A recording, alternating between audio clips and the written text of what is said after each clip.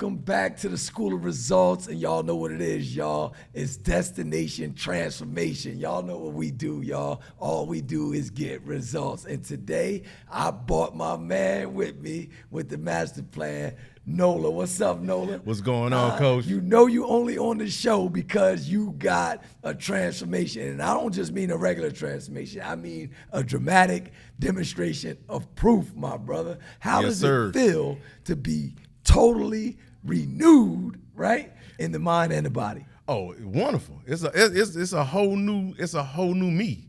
It's a whole new outlook on life, a whole new outlook on the whole process of what we do. Yeah. I mean, just the fact of being able to pick up the phone, call you, talk to you brother to brother, but at the same time, you put the discipline in me to make this work. Yeah, I appreciate you for calling me and trusting me and stuff like that. So let me back this up real quick, because, man, we jumping right into it, man. So real quick, Nola, man, I want to ask you, like, what happened? So first of all, we put out a video on Instagram, and we talked about how you were down 60, 65 pounds and all that stuff. Right. And, we touched on a couple of things in the video real quick, and everybody was like, wow, that is amazing. We had so many people, so much feedback on that story that we said we have to do an interview on that joint, because people want to know this story. They want to hear this story. So you were 65 pounds heavier a year ago. Definitely. 298. 1 year ago, you were on the cusp of 300 pounds. What do you weigh now?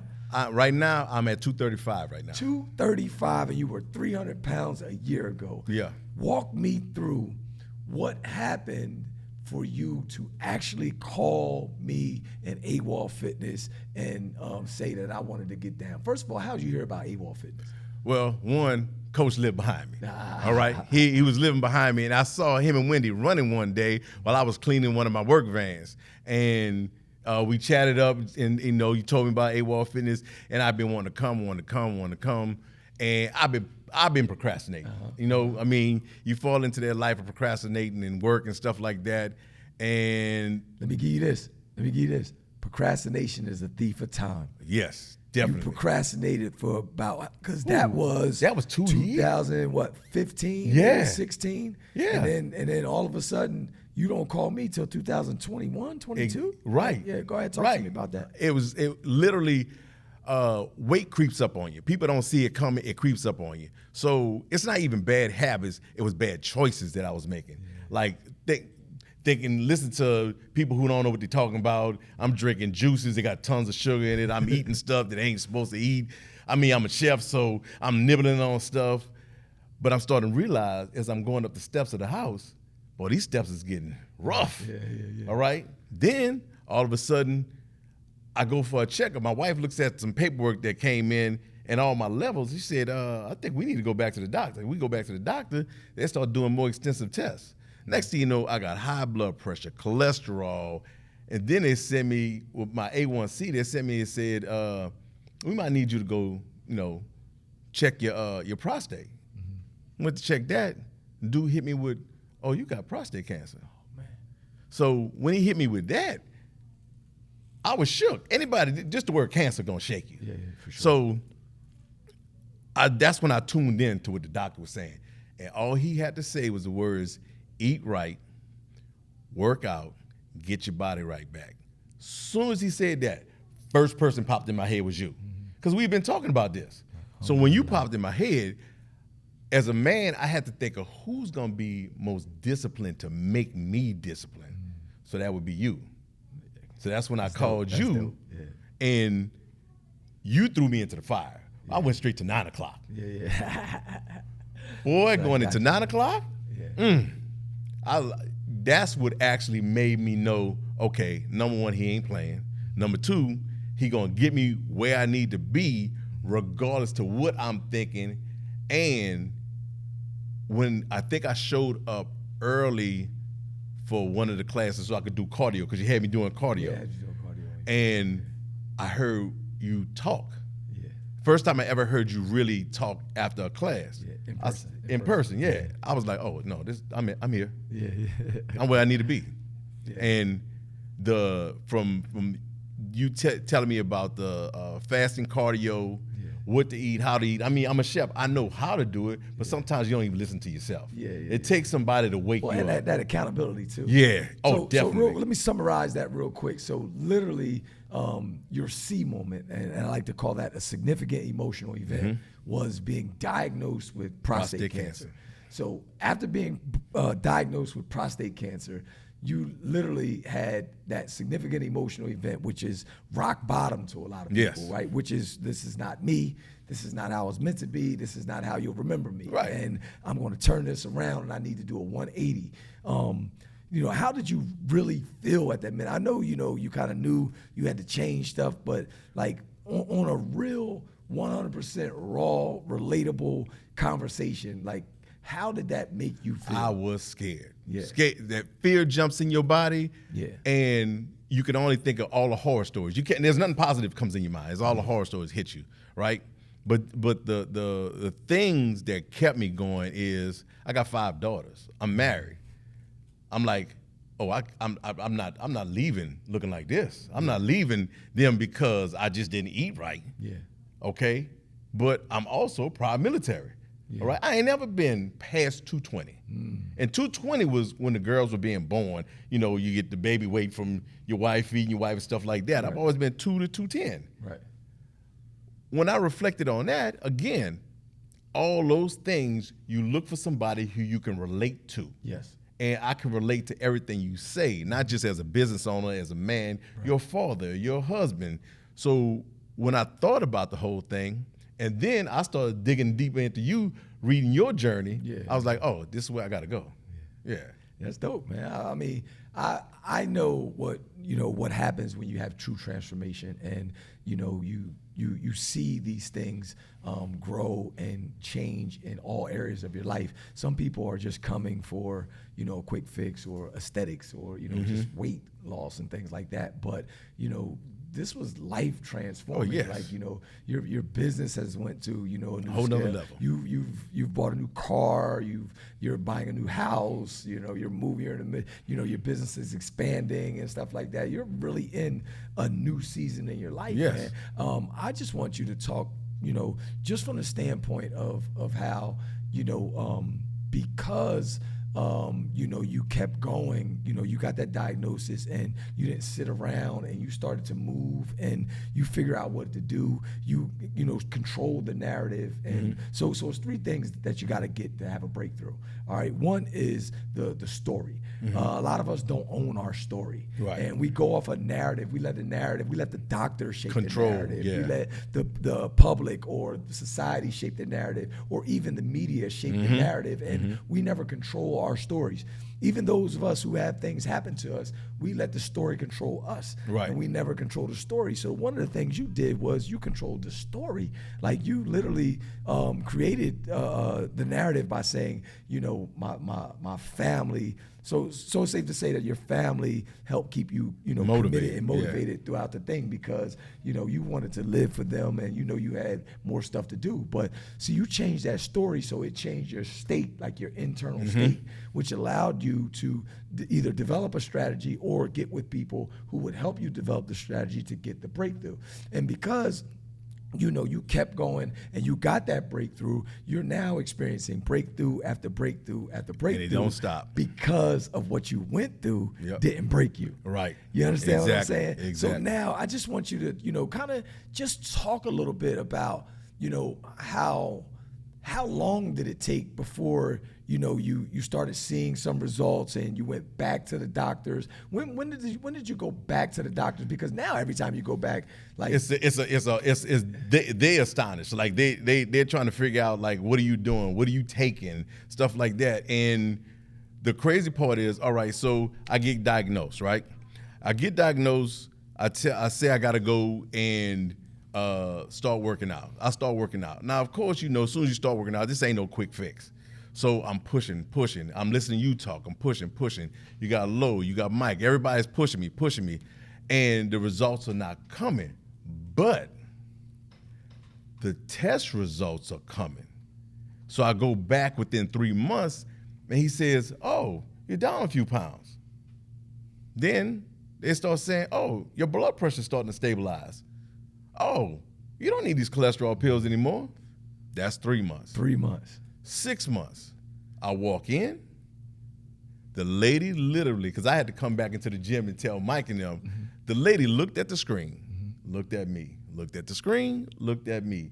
She said, are you on any other medication? I said, nah. I said, I'm doing what y'all told me to do. And she said, so what are you doing? I said, I go to AWOL Fitness.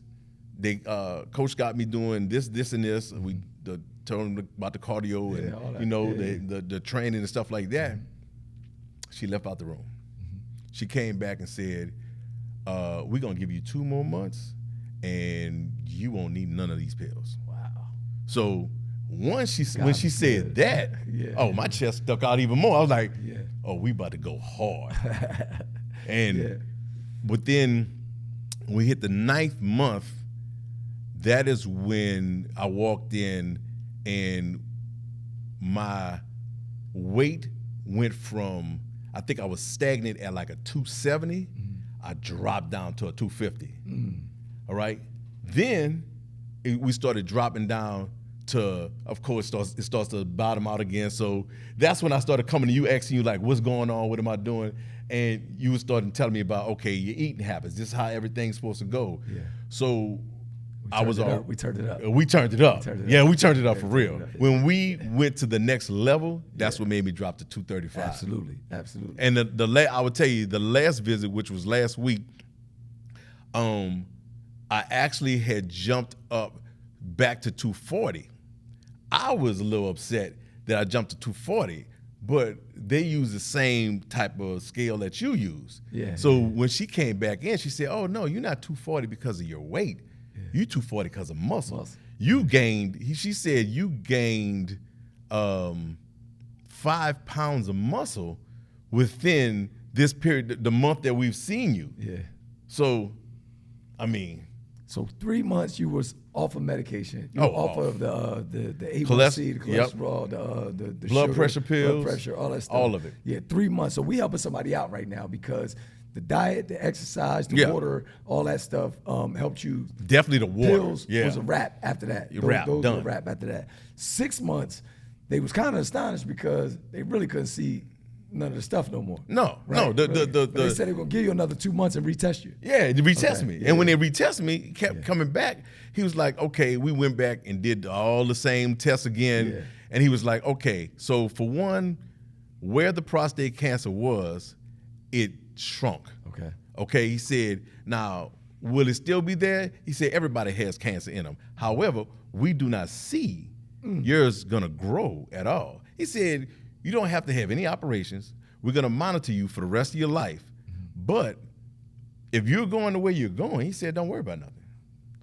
And every time I go in, it's the same story. They're trying to figure out how, why, and they ask the same questions. What are you drinking? What are you eating? It's regular stuff. Yeah. It's regular stuff. But it's not, but outside of that, when I came to you, I've always been a chef, always been a caterer. Going in and out the van was hell, right? Yes. I was getting ready to go there too. I did, within a 6-month time, I had to do a catering at the beach. And I had to go up 3 flights of stairs to get to the kitchen. I was going up and down them stairs like it was nothing. Like it was part of the workout. Yeah, it was just part of the workout. 40 seconds of work, 20 seconds of rest. That's it. That was it. And that conditioning is crazy though, right? It's a whole nother. So your days are long. Yeah. Like you're a caterer. You got to prepare food, and then you got to go do events and stuff like that. And a lot of this stuff is mobile. So you're moving like all day long. All day long. Just talk about your, just your energy and energy is through the roof. I mean, think about it. Okay, so I wake up at 4:30. All right, no clock, just wake up. Boom, it's time to go. Got to get to AWOL. Get to AWOL at 5, a little before 5. We start our workout. Boom, we do our workout. Sometimes I do cardio after that. It depends on what my day looks like. But soon as that I'm off and running.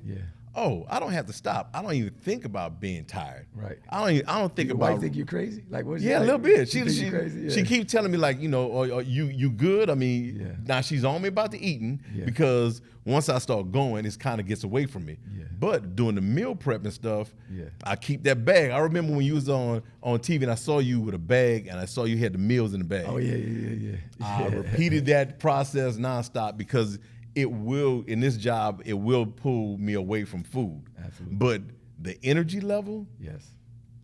put it like this, the cats that work with me definitely know I'm crazy Yeah. because I'm pushing nonstop. I don't stop at all. One of my guys the other day, we was doing an event, kept saying, "Hey, Chef, you need a chair? You need a chair?" No, I don't need a chair. I'm good. I'm good. I don't need to sit Isn't down. it crazy how like when we experience transformation or we're going through a transformation and we're changing our lifestyle and what we do, how the people that aren't in that lifestyle with you, isn't it crazy how like they just want to pull you back into you know the lazy, lethargic way of the fast food eating. all of that. The you got to rest every Now, 5 minutes. Is that hard with the family? Is it like you got to come home and I don't want no spaghetti tonight, honey. I got to eat this or what? Nope. How's that? No, I would say this.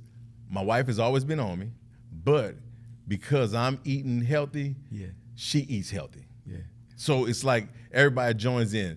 My son-in-law. Yeah. My son-in-law had me doing meal prep for him because he in real time saw me with a gut weight Yep. start to Issues drop. and Yeah, just- issues and yeah. stuff. And you They was just there when the rid report of everything. Yeah, got Yeah. rid of everything, and I'm running around. I'm able to go to the kids' basketball game or different games they have, then turn around, go to work, Not skip a beat. not skip a beat. That's what I'm talking about right there. So, what do you think about AWOL adds the most value to you or your life or whatever it is that you got going on? Oh, it's the fundamentals. The fundamentals of basic life operations. Okay. The reason I say that is it's not just keeping my energy, right? Yeah. On a business level, when you speak, I can pull things out of it that resonate to my business, To your to life. life, Yeah. period. All aspects. And you relate when you relate to a person one-on-one and they're truly somebody you can not just look up to but also relate to. It makes it real. Yeah, I appreciate that, man. I mean, you gotta have. We teach it from principles, and principles govern laws, and laws govern the universe. So Yes. whatever it is that we're going on in life, that we're going through in life, or that's going on in our life, like there's a basic principle that we're probably dealing with or struggling with, and if we can just uncover or unmask, that top layer or two, then we'll get to the actual principle of, what it is. And when that happens, it's kind of, simple and profound once it hits us, And what I try to do is peel back those layers, give you guys the basic principle, and then, we try to draw the parallels together of how we can, tie that into life and everything. And I think that's what definitely, that's what you've been definitely getting. done. Yeah, that's pretty dope, man. I want to say thank you for somebody of your caliber and just stature. What they do is they don't tend to kind of what do we call this when like guys have a problem submitting. Yeah. Right. We have a problem submitting, and then Yeah. we have a problem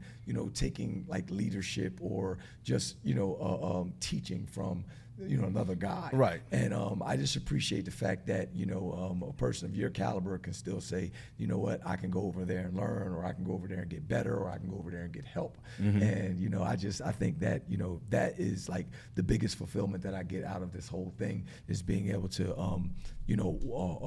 I always say I want for my brother what I want for myself. And, when I have health, when I have wealth or happiness or love, I want that for the people that are connected to me. And, when people come and say, can you help me with this? Or, what do you think I should do? And somebody like you actually, carries it out and listens, that's when I get my fulfillment. So, I definitely want to say thank you for that, man. You blessed me.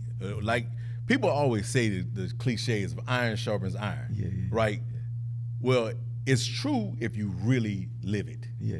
And it's easy for me to submit to a person who lives their truth, and you talk it and walk it at the same time. So why wouldn't I listen? That'd be crazy. You know what I'm saying? Right. A wise man listens. Well, I'll tell you this, Nola, and I think you'll understand it.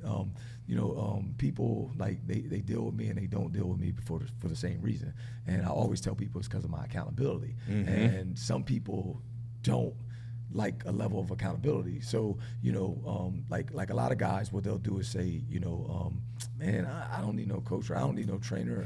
And of course, they're basically saying like, I know how to do this on my own and stuff like that, which is true, which is true for mostly everybody. But at the end of the day, what they're really saying is they don't want that level of accountability. Right. And that's what that's what it's really, really about. And yeah. accountability just makes you 80% more active when you got the right accountability. Oh, definitely. So I want you to actually give the people, just give them one takeaway or one lesson or one piece of advice that you would kind of give them that you've kind of, just garnered along the way with your journey. Something that you've taken away or that you've been able to, hold on to this whole time. Well, the first thing is patience. Patience, endurance, and believing in yourself and a team. Also, when I walked into AWOL, the first thing you expect is a gym. This is not a gym. This is more of a family. This is a community. So when you trust the process and you trust the community, you can't fall. Because everybody, you're not the only one that's gonna hold me accountable. Everybody's gonna hold me accountable. Everybody. Yeah. Everybody. Nola, I ain't seen you. Yeah, I ain't see. Oh, yeah, that's the first thing you hear. Yeah. Let me have a job I have to do. The dope part about the community is like we literally just fed 125 right, people, 125 people. Yeah, something like that the other day. At there's a place that is directly across the street from our other gym. Right. And it's basically for people that are in transition, who are homeless or whatever, Mm-hmm. right? And we literally have, we have an ongoing like beef with the people who run that building over there because, they're always allowing them to set tents up, everywhere up along the street and on our property and stuff like that. But we don't let that stop us from paying it forward. You know what I mean? We got to deal with some other people on another level, whether it be political, whether it be, with the local, city government or something like that. We'll deal with that on another, time and with another issue. But when we had to pay that forward, we have went into something now to where we do that once a month now, which is some dope stuff. And now it's just like, you've got, you came to AWOL for something, you got more than that something, and now you're like, how can I make a social contribution? And what's dope about our program is that when you sit down in that initial meeting, we ask you about your personal goals, your career goals, and your social contributions. Mm-hmm. And this was one of the things that we actually talked about doing, prior to getting to this point. And now here we are, and we have it on a schedule for once a month to where we're going to be able to continue to grow it now because we're taking donations and things like that, which is dope, right? So, like, how did that make you feel the other day? And I know you've done stuff like that before, but being able to, so we go by there, we go to the gym, and when we're on our way to the gym, it's just like sometimes those people are out of sight, out of mind. You might not notice that there's 10 tents on this side and 10 tents set up on that side, and people, it's real dark in the morning and stuff like that, you know what I mean? But